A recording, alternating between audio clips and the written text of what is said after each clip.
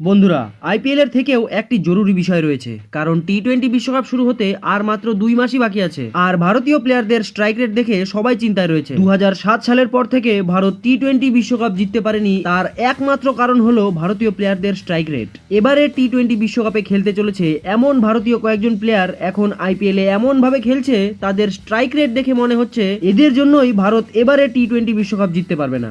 আর ধীরে খেলার লিস্টে প্রথমেই নাম রয়েছে বিরাট কোহলির। কোহলি এই বছর আইপিএল এ ভোরে ভোরে রান তো করছে, কিন্তু আগের ম্যাচে রাজস্থানের বিরুদ্ধে কোহলি 72 বলে 113 রানের নট আউট ইনিংস খেলে। আর কোহলির স্ট্রাইক রেট ছিল 156, আর 156 স্ট্রাইক রেট টি-20 ভালো মানা হয়। কিন্তু দেখুন, যার পেছনে আঙুল দেওয়ার সে তো পেছনে আঙুল দেবেই, তাই না?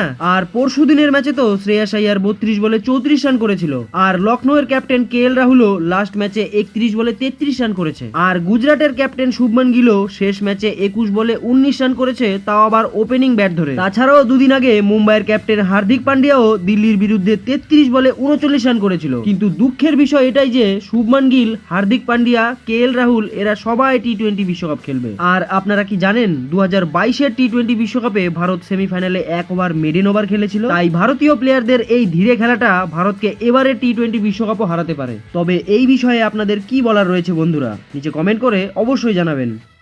স্পোর্টস জগতের সব রকম ছোট বড় নিউজ পাওয়ার জন্য আমাদের চ্যানেলটিকে সাবস্ক্রাইব করুন এবং পাশে থাকা বেল আইকনটি দাবাতে একদম ভুলবেন না। এই চ্যানেলে স্পোর্টস জগতের সমস্ত রকম খবর পাবেন সবার আগে।